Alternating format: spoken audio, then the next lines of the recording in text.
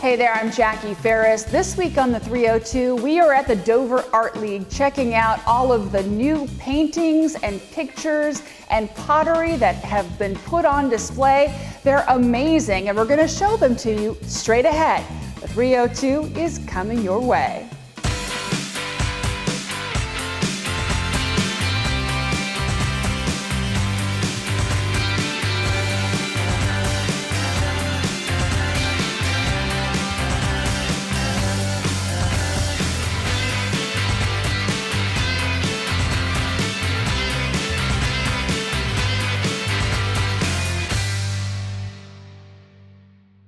Hey everybody, we are at the Dover Art League checking out what's new and what you can do this summer.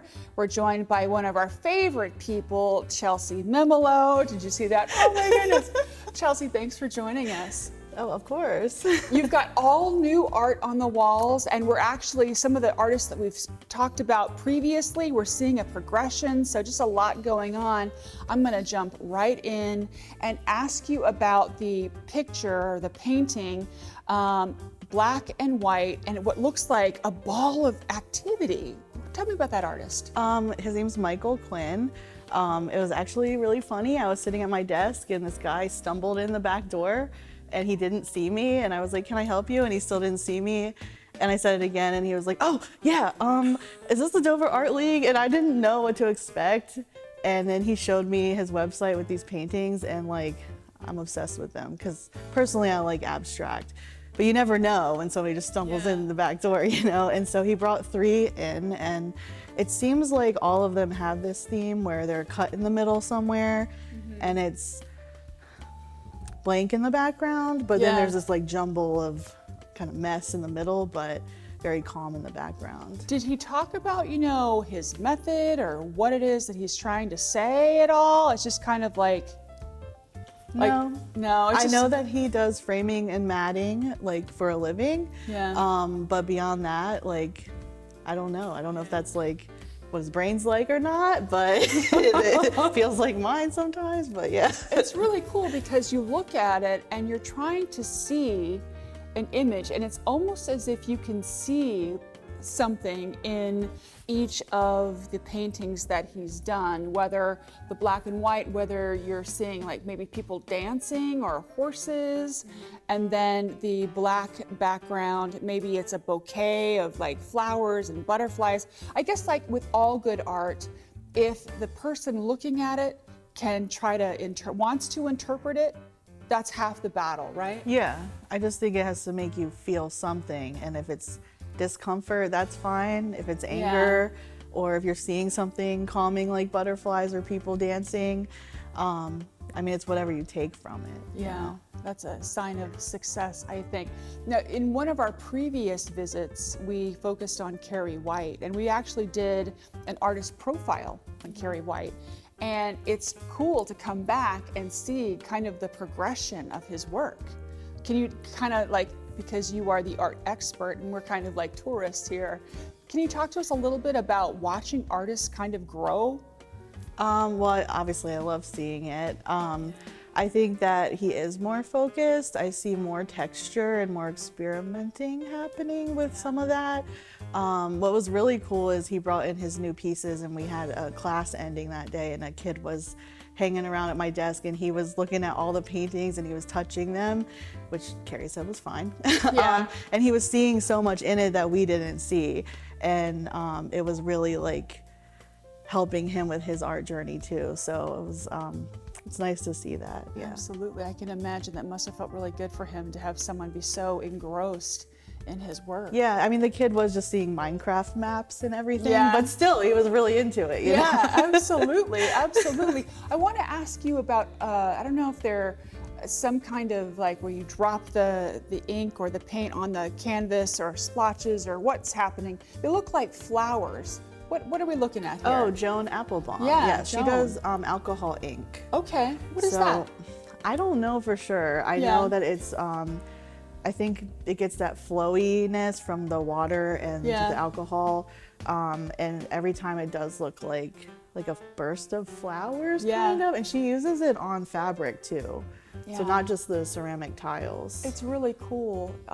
It does look like flowers, but I've noticed, especially if you go on Instagram, that a lot of the art, back in the old days, you had to like use objects and brushes and things like that. Now we're seeing a lot of pouring, we're seeing a lot of people using blow dryers, people doing it. So it's kind of like abstract art has expanded in recent years. I know one of our artists, Aaron, who has some art on the wall. He does a lot of abstract, and he'll start with a pour, he'll add collage into it, he adds resin. I know I've heard him say he has painted with literal trash before. Wow. It's like whatever you can find to make something cool. I mean, Carrie does that with his Yeah. paintings as well. Yeah, just a lot of exploration, which is good, which is good.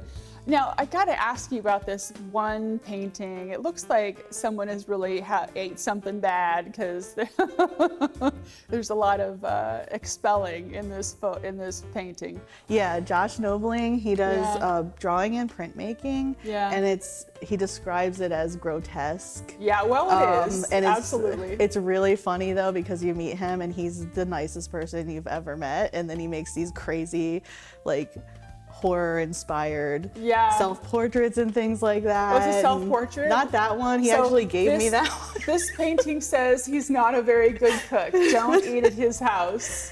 Yeah, it's always like drippy and like Yeah. it looks like A like- bad experience. Yeah. Yeah. Wow. Wow. And right next to it, we've talked about this artist before, the turtles. Oh, I yeah. just love this artist's work. Well, Lorraine is somebody who's been trying new things too. So she's Yeah. been progressing and she's been doing watercolor. So that's one of her kind of first watercolors she's given us here. We'll tell her that we love it. We think it's really great. Oh, yeah. There are so many artists to talk about. And when we come back, we're going to do just that.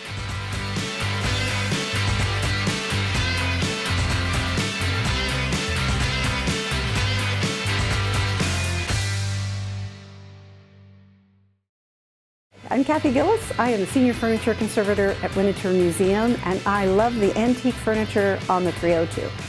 Welcome back. We haven't flipped the script. We did flip the camera so we can see the other side of the gallery. I'm here with our good friend Chelsea Memolo to talk about some of the new art that has come in, the advancement of some of the artists that you've been showing consistently. So I wanted to ask you about this Basquiat-inspired artist. We haven't seen him before. No, his name's Jordan. He's a new artist for us. He came in about, I would say almost a year ago with just basic pour paintings. And he showed me, and he's also a writer. And then he just disappeared and he came back with this giant, very, very expressive, colorful painting. He has a lot like this.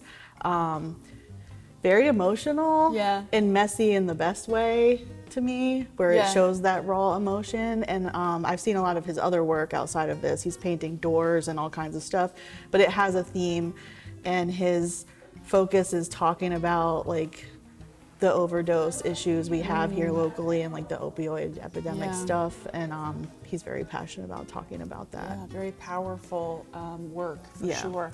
Wanted to ask you about the yucca leaves that kind of jump off. They do. It's a collage kind of abstract. Yeah. Tell us about that. Itzel, she's one of our new members as well.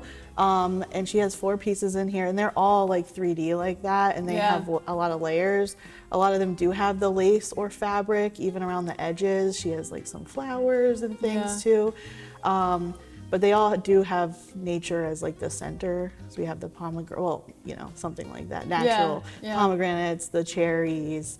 And I think they're kind of like whimsical, but they're also a little edgy too, like with the titles she has. Yeah. Sure. Now, one of the paintings that sticks out is actually a photograph done by your mom, right? Yeah. Hey, Julie. Hi, Mom. Yeah. So tell us a little bit about that. Yeah, she likes to print on canvas or even metal or things like that. This one in particular is of an owl flying through the sky, and it was a little bit after dark, so the sky is pink from like sunset, but she was able to capture it because she has one of those gigantic lenses. Yeah. And she sits and waits for this stuff to happen. So this was like a big moment for her. Absolutely. And we love pink. And it really is absolutely, and it really is capturing a moment that photographers wait for. Like I'm sure she was out there for hours Yes, waiting for this. yes. Was she It's boring stalking to these? everyone else, but she loves to do it. Yeah. Well, she's done some really great work. You know, the piece next to it, the sunflower with the butterfly, is pretty. yeah. It's pretty nice. It's the opposite, not the long lens. She has Yeah. the macro one for stuff like that. If she can't get out at like the nature reserve, she's in the front yard taking Yeah. pictures. So the last piece I got to ask you about is the look on this guy's face. And we can't say the title of the painting, but it's basically, what are you looking at? Yeah. So just the look on his face. I mean, I don't know that I mean, it's brilliant, but I don't know that I want that hanging on my Yeah. wall, because then it'd be this guy scowling at me. Yeah, that's You know. another new artist for us. Yeah. His name's Q. Yeah. He's a student at Delaware State University, and I believe that's oil, and he does primarily use oil. And I've seen some of his process and how Yeah. it builds with like the face and everything. Yeah. He's so good. He's brilliant. He really is brilliant, because I get that look. I can read that person's mind, like they're not happy to see whoever. Yeah. You know, but so it'll be kind of cool to see, you know, Q's progression. So how do you pick artists? I mean, this is a perfect place to come. You've got paintings, you've got photographs, you've got sculptures. We're going to talk about pottery in the next segment. But you know, you have such variety, and this is the perfect place to come if you're trying to like find art for your home. But how do you pick these folks?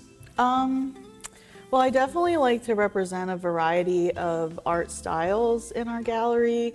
I want people to come in and not feel like they've been priced out too. Like, Yeah.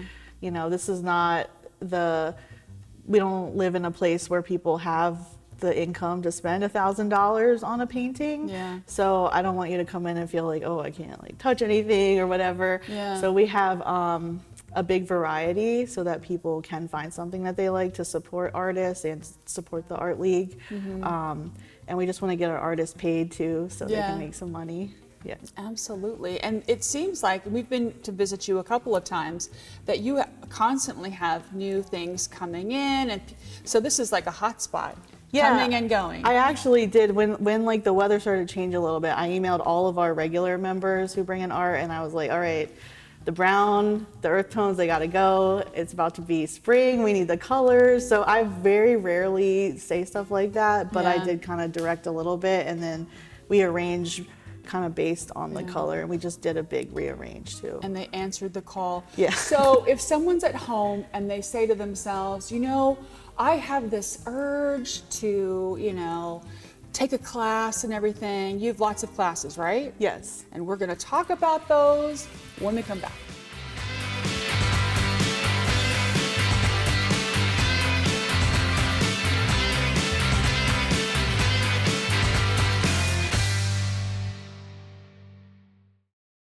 I'm Dr. Melissa Tadone, Library Conservator at Winterthur Museum, Garden and Library, and I love mixing history and science on the 302.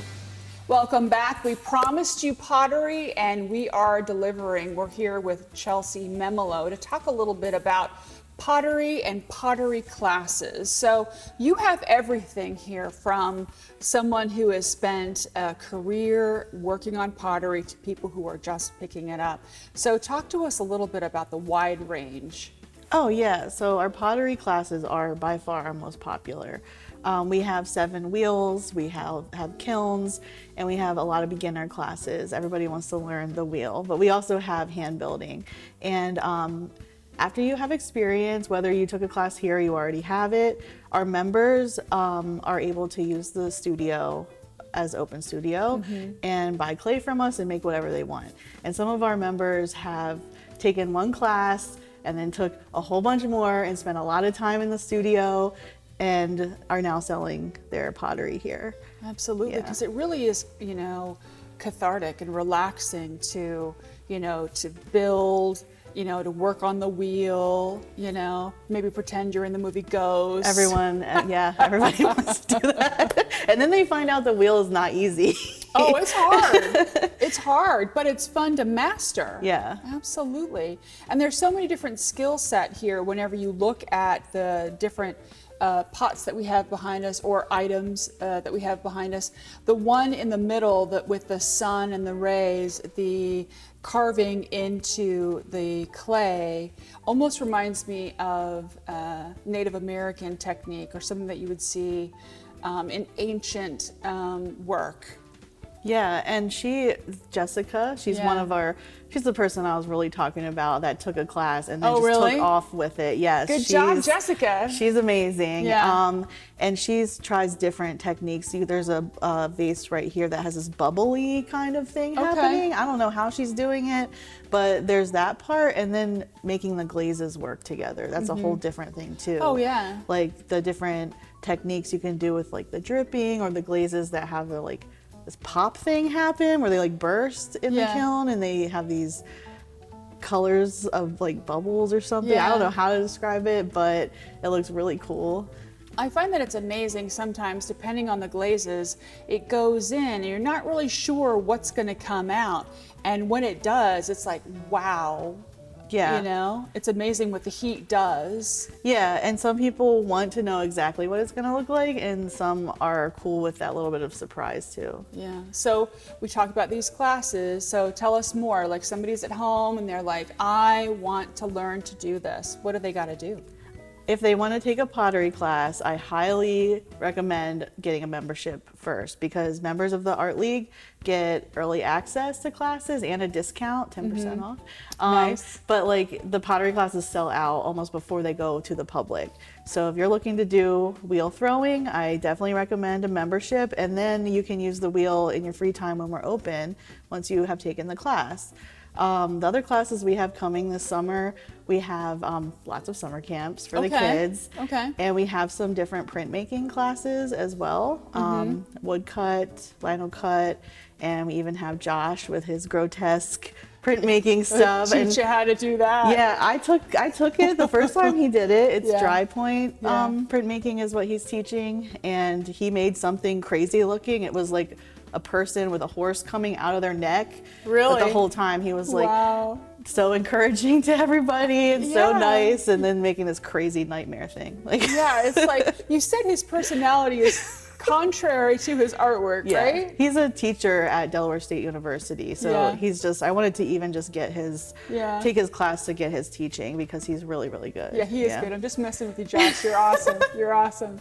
So, so we have classes for pottery and printmaking. We were up here not too long ago looking at the whole layout. So you guys Yeah. have a setup for almost every kind of Yes, class. and in the fall we're going to have 3 stained glass classes. Oh. People have really been wanting those, and we're going to have Saturdays. The whole Saturday is going to be dedicated to stained glass classes, which the people have been asking for. So finally, happy Sure. we can give them that. We're going to have more kids classes in the Yeah. fall, and adult workshops, painting, drawing, like the classics, and Yeah. some more like fun one-off type stuff. So we talked about where you get your art from, but your teachers, in the same vein, are members. Do you have to talk them into, hey, we do a class, or how does that whole thing work out for you? Sometimes I do. They don't have to be members to Yeah. teach. They also don't have to have teaching experience. Similar to the artists in our gallery, you could have never shown before. If it looks good, I'm gonna put it on the wall, Yeah. We've had that happen a lot where it's someone's first time showing. Actually, Jordan's first time ever in a gallery. We have some other people like that. And the teachers, I'll notice someone's work after a while and their personality, and I will ask them, like, have you ever thought about teaching? I think you'd be really great at, Yeah. whatever. Sometimes they're scared, but normally I can talk them into it a Yeah, little well, bit. art is all about sharing. I mean, if you think about it, you create something that other people are going to look at, or you Yeah. want other people to look at. So, I mean, I would think that teaching might be part of a journey, Yeah, for them. and we believe, and there's this like pressure thing when they hear teaching art. They think it's like, I don't have a degree in art or teaching, and the Art League, the Dover Art League, believes that art is for everyone. Yeah. So there's no pressure in the classes. Like, just make something because it's good for you, Absolutely. And every time we come here, we feel like it's good for us because we have such a good time. So, Chelsea, thank you so much for sharing this time with us. Yeah, you're welcome. We'll be right back.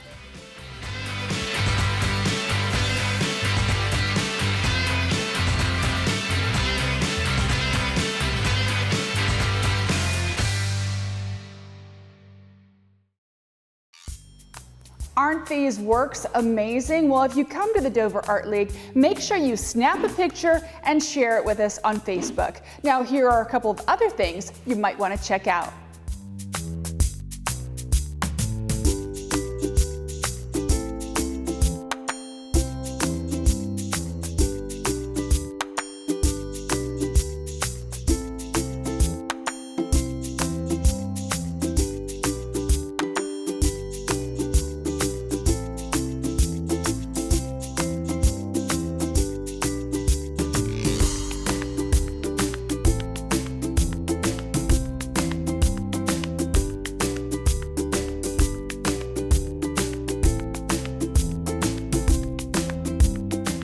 For more information on the classes or some of the artwork that you saw in our show today, go to doverartleague.org. That'll do it for this week's episode of The 302. Make sure you follow us on Facebook for behind-the-scenes content you're just not going to get anywhere else.